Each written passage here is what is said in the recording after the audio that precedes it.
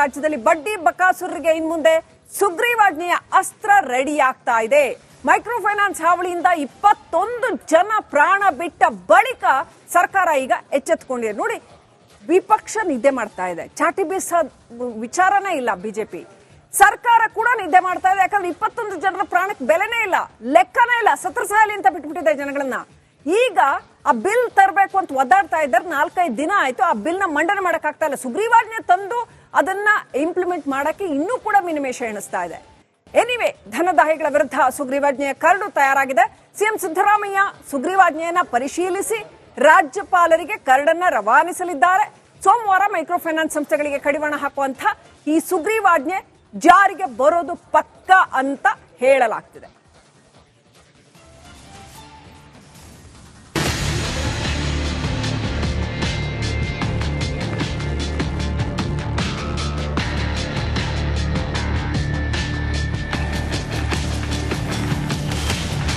ಸುಗ್ರೀವಾಜ್ಞೆ ಮಾಡೋದಕ್ಕಾಗಿ ಅದನ್ನು ಕಳಿಸಿಕೊಟ್ಟಿದ್ದೇವೆ.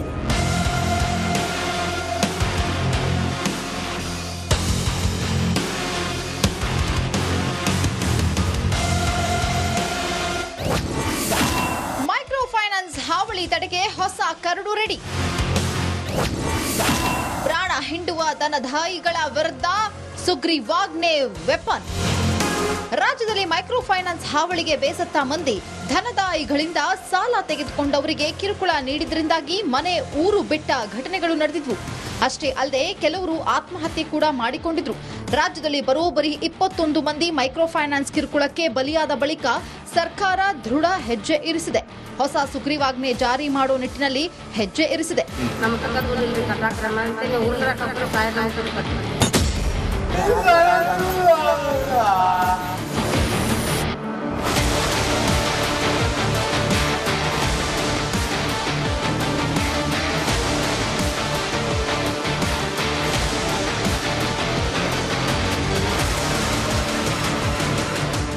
Micro finance ಸಂಸ್ಥೆಗಳಿಂದ ಜನರಿಗೆ ಕಿರುಕುಳ ಮಿತಿ ಮೀರಿತ್ತು.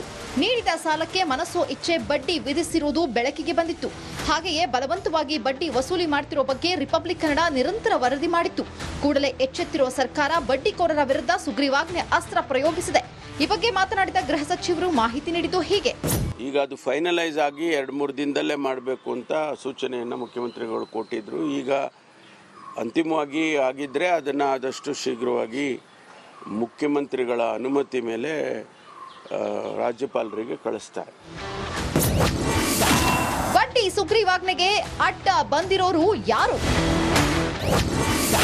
ಕಾನೂನು ಚೌಕಟ್ಟಿನಲ್ಲಿ ಏನೆಲ್ಲ ಅಂಶಗಳ ಚರ್ಚೆ? ಇನ್ನು ಮೈಕ್ರೋ ಫೈನಾನ್ಸ್ ಕಿರುಕುಳಕ್ಕೆ ಬ್ರೇಕ್ ಹಾಕುವ ನಿಟ್ಟಿನಲ್ಲಿ ಸುಗ್ರೀವಾಜ್ಞೆ ಸ್ವರೂಪ ತಯಾರಾಗಿದೆ. ಆದರೆ ಯಾಕೆ ಜಾರಿಗೆ ತರೋದು ವಿಳಂಬವಾಗ್ತಿದೆ ಅನ್ನೋ ಚರ್ಚೆಗಳು ಆಗ್ತಿವೆ. ಆದರೆ ಸುಗ್ರೀವಾಜ್ಞೆ ಜಾರಿ ಬಳಿಕ ಕೋರ್ಟಿನಲ್ಲಿ ಮೈಕ್ರೋ ಫೈನಾನ್ಸ್ ಸಂಸ್ಥೆಗಳು ಪ್ರಶ್ನೆ ಮಾಡದಂತೆ ರೂಪಿಸೋ ಅವಶ್ಯಕತೆ ಇದೆ ಅಂತಾರೆ ಗೃಹ ಸಚಿವ ಜಿ ಪರಮೇಶ್ವರ್.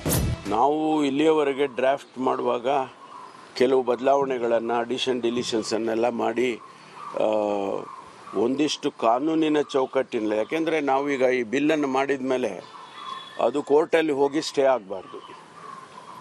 ಅದಕ್ಕೋಸ್ಕರ ನಾವು ಕೆಲವು ಆಲ್ರೆಡಿ ಎಕ್ಸಿಸ್ಟಿಂಗ್ ಕಾನೂನುಗಳೇನಿದೆ, ಅದು ಮನಿ ಲೆಂಡರ್ಸ್ ಬಿಲ್ ಆಕ್ಟ್ ಇರ್ಬೋದು ಅಥವಾ ಬೇರೆ ಬೇರೆ ಆ್ಯಕ್ಟ್ಗಳು ಈಗಾಗಲೇ ಎಕ್ಸಿಸ್ಟಿಂಗ್ ಇದ್ದಾವೆ, ಅವುಗಳನ್ನೆಲ್ಲವನ್ನು ಕೂಡ ಲಿಂಕ್ ಮಾಡಿ. ಇನ್ನು ಕಾನೂನು ಸಚಿವ ಎಚ್ ಕೆ ಪಾಟೀಲ್ ಪ್ರತಿಕ್ರಿಯಿಸಿದ್ದು, ರಾಜ್ಯದಲ್ಲಿ ಜನರ ಬದುಕಿಗೆ ಆತಂಕ ತರೋ ರೀತಿ ವಸೂಲಿ ಮಾಡುವುದನ್ನ ಸಹಿಸಲ್ಲ ಎಂದ್ರು. ಹಾಗೆಯೇ ಮೈಕ್ರೋ ಫೈನಾನ್ಸ್ ಸುಗ್ರೀವಾಜ್ಞೆ ಫೈನಲ್ ಹಂತದಲ್ಲಿರೋದಾಗಿ ಹೇಳಿದ್ರು. ಮಸೂದೆ ಸಿದ್ಧವಾಗಿದ್ದು ಮಾನ್ಯ ಮುಖ್ಯಮಂತ್ರಿಗಳ ಅಂತಿಮ ನಿರ್ಣಯಕ್ಕೆ ಕಳುಹಿಸಿರೋದಾಗಿ ಹೇಳಿದ್ರು. ನಮ್ಮ ಮಸೂದೆ ಸಿದ್ಧವಾಗಿ ಸುಗ್ರೀವಾಜ್ಞೆ ಮಾಡೋದಕ್ಕಾಗಿ ಮಾನ್ಯ ಮುಖ್ಯಮಂತ್ರಿಗಳ ಅಂತಿಮ ನಿರ್ಣಯಕ್ಕೆ ಅದನ್ನು ಕಳಿಸಿಕೊಟ್ಟಿದ್ದೇವೆ. ರಾಜ್ಯಪಾಲರಿಗೆ ಹೋಗುವ ಮೊದಲು ನಾವು ಸಿದ್ಧಪಡಿಸಿರ್ತಕ್ಕಂಥ ಮಸೂದೆಯನ್ನು ಅಂತಿಮವಾಗಿ ಮೊನ್ನೆ ಮುಖ್ಯಮಂತ್ರಿಗಳು ನೋಡಿ ಅವರಿಗೆ ನಾವು ಪರಮಾಧಿಕಾರ ಕೊಟ್ಟಿದ್ದೇವೆ.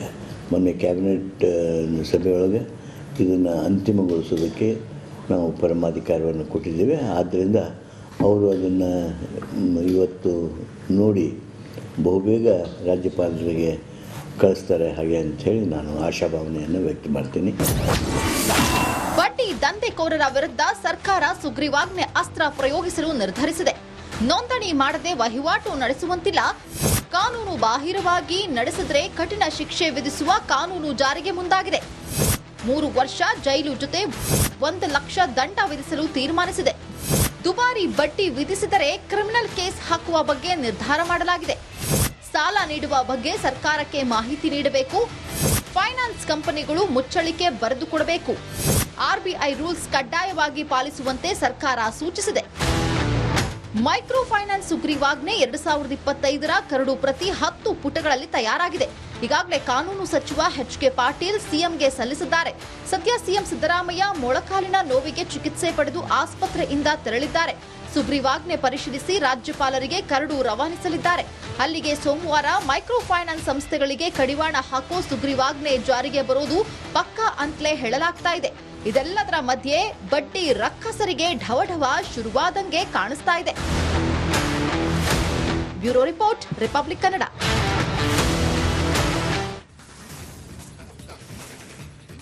ಎಷ್ಟು ಮಾರಲಿ ನೈತಿಕ ಸ್ಥೈರ್ಯವನ್ನು ಕುಗ್ಗಿಸುವಂತ ಕೆಲಸ ಮಾಡ್ತಾ ಇದ್ದಾರಲ್ಲ, ಇಂಥ ಬಡ್ಡಿ ಬಕಾಸುರರಿಗೆ ಸುಗ್ರೀವಾಜ್ಞೆಯ ಬ್ರೇಕ್ ಇನ್ನಾದ್ರೂ ಬೀಳತ್ತಾ, ಮೂಗುದಾರ ಬೀಳತ್ತಾ? ಯಾಕೆ ಸರ್ಕಾರ ಯಾರಿಗೆ ಹೆದರ್ಕೋತಾ ಇದೆ? ಡಿಲೇ ಯಾಕೆ ಮಾಡ್ತಾ ಇದ್ದಾರೆ ಇವರು? ಮೈಕ್ರೋ ಫೈನಾನ್ಸ್ ಹಾವಳಿ ತಡೆಗೆ ಹೊಸ ಕರಡು ಸಿದ್ಧ ಆಗಿದೆ. ಸರಿ, ಇಟ್ಕೊಂಡು ಏನ್ ಮಾಡ್ತಾ ಇದ್ದಾರೆ? ಕಾನೂನು ಇಲಾಖೆಯಿಂದ ಸಿಎಂಗೆ ಕರಡು ಪ್ರತಿಯನ್ನು ರವಾನೆ ಮಾಡಲಾಗಿದೆ. ಸೊ ಇನ್ನು ಯಾಕೆ ತಡ ಮಾಡ್ತಾ ಇದ್ದಾರೆ ಅನ್ನೋದು ಪ್ರಶ್ನೆ. ರಾಜ್ಯದಲ್ಲಿ ಮೈಕ್ರೋ ಫೈನಾನ್ಸ್ಗೆ ಕಡಿವಾಣ ಬೀಳುವ ಸಾಧ್ಯತೆ ಇದೆ. ಅದನ್ನ ಖಚಿತವಾಗಿ ಒಂದು ಮೈಕ್ರೋ ಫೈನಾನ್ಸ್ಗೆ ಕಡಿವಾಣ ಹಾಕಕ್ಕಾಗಲ್ಲ ಅಂತಂದ್ರೆ ಇನ್ನು ಇಡೀ ರಾಜ್ಯದ ಒಟ್ಟು ಫೈನಾನ್ಸ್ ನ ಅಥವಾ ಬೇರೆ ಬೇರೆ ಶಕ್ತಿಗಳನ್ನ ಹೇಗ್ ಮಟ್ಟ ಹಾಕ್ತಿರಿ? ದುಷ್ಟಶಕ್ತಿಗಳನ್ನ ಬಲವಂತವಾಗಿ ಹಣ ವಸೂಲಿ ಮಾಡ್ತಾರೆ. ನೋಡಿ, ಅಲ್ಲಿ ಮನೆ ಗೋಡೆ ಮೇಲೆ ಹೆಂಗೆ ಬರೆದು ಹೋಗಿದ್ದಾರೆ. ಜನಗಳನ್ನ ಹಿಡಿದು ಬೆಳಗ್ಗೆ ಸಂಜೆ ಯಾವ ರೀತಿ ಮಾನಸಿಕ ಕಿರುಕುಳ ಕೊಡ್ತಾ ಇದ್ದಾರೆ. ಇದಕ್ಕೆಲ್ಲ ಯಾರಿಗೆ ಕೊಟ್ರು ಪರ್ಮಿಷನ್? ಇವರಿಗೆ ಅವರು they can go legal way. ಯಾವ ಕ್ರಮ ಬೇಕಾದ್ರೂ ತಗೊಳ್ಬಹುದು ಕಾನೂನಿನ ಮುಖಾಂತರ ಮೈಕ್ರೋ ಫೈನಾನ್ಸ್ನವರು. ಆದ್ರೆ ಜನಗಳ ಜೀವ ತೆಕ್ಕೊಳ್ಳೋ ಹಂಗೆ ಯಾಕೆ ಮಾಡ್ತಾರೆ? ಅದಕ್ಕೆ ಅವಕಾಶ ಕೊಟ್ಟಿದೆಯಲ್ಲ ಸರ್ಕಾರ. ಈ 21 ಜನ ಸರ್ಕಾರಕ್ಕೆ ಹಾಗಾದ್ರೆ ಮ್ಯಾಟ್ರ್ ಆಗಲ್ವಾ? ಬಲವಂತವಾಗಿ ಹಣ ವಸೂಲಿ ಮಾಡಿ ಕಿರುಕುಳ ಕೊಡ್ತಾರಲ್ಲ. ನೋಡಿ, ಮೊನ್ನೆ 3 ಲಕ್ಷ ಸಾಲಕ್ಕೆ 4.5 ಲಕ್ಷ ಕಟ್ಟಿ ಆದ ಮೇಲೂ ಕೂಡ ಚಿತ್ರ ವಿಚಿತ್ರ ಕಿರುಕುಳ ಕೊಟ್ಟು ಆ ಗಂಡ ಹೆಂಡತಿ ಮನೆ ಬಿಟ್ಟು ಹೋಗಿದ್ದಾರೆ. ಇಂಥ 1000 ಉದಾಹರಣೆಗಳಿದ್ದಾವೆ, 1000 ಉದಾಹರಣೆಗಳು. ಅಂದ್ರೆ ಜನಗಳ ಜೀವಕ್ಕೆ ಬೆಲೆನೇ ಇಲ್ವಾ? ಸರ್ಕಾರ ಅದ್ರ ಬಗ್ಗೆ ತಲೆನೇ ಕೆಡಿಸ್ಕೊಳಲ್ವಾ? ಹಾಗಾದ್ರೆ ಇನ್ನೂ ಡಿಲೇ ಮಾಡ್ತಾ ಇದ್ದಾರೆ ಸಿದ್ದರಾಮಯ್ಯವರೇ. ನೀವು ಒಂದೊಂದು ದಿನ ಡಿಲೇ ಮಾಡ್ದಂಗೂ ಒಂದೊಂದು ಜೀವ ಹೋಗ್ತಾ ಇದೆ ಈ ವಿಚಾರದಲ್ಲಿ. ಓಟ್ ಹಾಕಿದಾರೆ ಸ್ವಾಮಿ ಅವರೆಲ್ಲ ನಿಮ್ಗೆ. ಕನಿಷ್ಠ ಪಕ್ಷ ಜೀವನಾದ್ರೂ ಉಳಿಸ್ಕೊಳಕ್ ಬಿಡಿ ಅಂತ ಓಟ್ ಹಾಕಿದಾರೆ. ನೀವು ಅದನ್ನೂ ಮಾಡಿಲ್ಲ ಅಂದ್ರೆ ಹೆಂಗೆ? 3 ವರ್ಷ ಜೈಲು ಶಿಕ್ಷೆ ನೀಡೋದಕ್ಕೆ ಹೊಸ ಬಿಲ್ ನಲ್ಲಿ ಉಲ್ಲೇಖ ಮಾಡಲಾಗಿದೆ ಅಂತ. ಬಟ್ ಈ ಸುಗ್ರೀವಾಜ್ಞೆಗೆ ಈಗ ಯಾರು ಅಡ್ಡ ಬಂದಿದ್ದಾರೆ ಅನ್ನೋದು ನಮ್ಮ ಪ್ರಶ್ನೆ. ಸರಿ, ನೀವು 3 ವರ್ಷ ಜೈಲು ಶಿಕ್ಷೆ ಅಂತ ಹೇಳ್ತಾ ಇದ್ರಿ, ಇಂಪ್ಲಿಮೆಂಟೇಷನ್ ಎಷ್ಟು ಮಟ್ಟಿಗೆ ಮಾಡ್ತೀರಿ? ಯಾರವ್ರ ಮೈಕ್ರೋ ಫೈನಾನ್ಸ್ನವ್ರು ಆ ತರ ಕಿರುಕುಳ ಕೊಡ್ತಾ ಇರೋದು? ಒದ್ದೆಳ್ಕೊಂಬಂದು 4 ಜನನ ಚೆನ್ನಾಗಿ ರುಬ್ಬಿದ್ರೆ ಖಂಡಿತವಾಗ್ಲೂ ಅದು ನಿಲ್ಲತ್ತೆ. ಕೊಡೋ ಟ್ರೀಟ್ಮೆಂಟ್ ಅವ್ರಿಗೆ ಕೊಟ್ರೆ ಖಂಡಿತವಾಗ್ಲೂ ನಿಲ್ಲತ್ತೆ. ಸೋಮವಾರ ಈ ಸುಗ್ರೀವಾಜ್ಞೆ ಹೊರಬೀಳೋ ಸಾಧ್ಯತೆ ಇದೆ ಅಂತ ಹೇಳಲಾಗ್ತಾ ಇದೆ. ಕಾದು ನೋಡ್ಬೇಕು ಏನಾಗತ್ತೆ ಅಂತ. ಸುಗ್ರೀವಾಜ್ಞೆ ಕರಡನ್ನ ಆಲ್ರೆಡಿ ಆರ್ಥಿಕ ಇಲಾಖೆ ಸಿಎಂಗೆ ಕಳುಹಿಸಿದೆ. ಇವತ್ತು ಅವರೇನ ಅಲ್ಲಿ ಮೈಸೂರಲ್ಲಿ ಮಂಡಿ ನೋವು ಅಂತ ಟ್ರೀಟ್ಮೆಂಟ್ ತಗೊಳಕ್ ಮಣಿಪಾಲ್ ಆಸ್ಪತ್ರೆಗೆ ಹೋಗಿದ್ದಾರೆ. ಸೊ ಆಸ್ಪತ್ರೆಯಿಂದ ಡಿಸ್ಚಾರ್ಜ್ ಆಗಿ ಬಂದಿದ್ದಾರೆ. ಸೋಮವಾರ ಹಾಗಾದ್ರೆ ಸುಗ್ರೀವಾಜ್ಞೆ ಜಾರಿ ಆಗತ್ತಾ?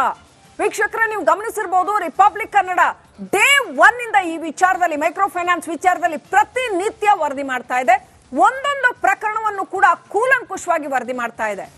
ಬಿಗ್ ಇಂಪ್ಯಾಕ್ಟ್ ಇದು ರಿಪಬ್ಲಿಕ್ ಕನ್ನಡದ್ದು. ಸರ್ಕಾರ ಇಷ್ಟಾದ್ರೂ ಕ್ರಮ ಕೈಗೊಳ್ಳೋದಕ್ಕೆ ಮನಸ್ಸು ಮಾಡಿರ್ತಕ್ಕಂಥದ್ದು. ಕರಡು ಪ್ರತಿಯನ್ನು ಅಂತಿಮಗೊಳಿಸಿ ಸುಗ್ರೀವಾಜ್ಞೆಯನ್ನ ಜಾರಿ ಮಾಡೋ ಸಾಧ್ಯತೆ ಇದೆ. ಏನಾಗುತ್ತೆ ಹಾಗಾದ್ರೆ ಮೈಕ್ರೋ ಫೈನಾನ್ಸ್ ವಿಚಾರದಲ್ಲಿ? ಕಾದ್ ನೋಡೋಣ. ರಿಪಬ್ಲಿಕ್ ಕನ್ನಡ ಮಾತ್ರ ಕರ್ನಾಟಕದ ಜನಗಳ ಜೊತೆ ಯಾವತ್ತೂ ಇರುತ್ತೆ. ಅವರ ಜೀವಕ್ಕೆ ನಮ್ಮ ಕೈಲಿ ಏನಾಗುತ್ತೋ ಅವರ ಜೀವ ಉಳಿಸೋದಕ್ಕೆ ಅದನ್ನ ನಾವು ಮಾಡೇ ಮಾಡ್ತೀವಿ. ಸಿದ್ದರಾಮಯ್ಯನವರು ಇದರಲ್ಲಿ ಬಿಗಿ ಕ್ರಮ ಕೈಗೊಳ್ಳದಿದ್ರೆ ಮತ್ತೆ ನಿಮ್ ಹಿಂದೆ ರಿಪಬ್ಲಿಕ್ ಕನ್ನಡ ಬಿದ್ದೇ ಬೀಳತ್ತೆ.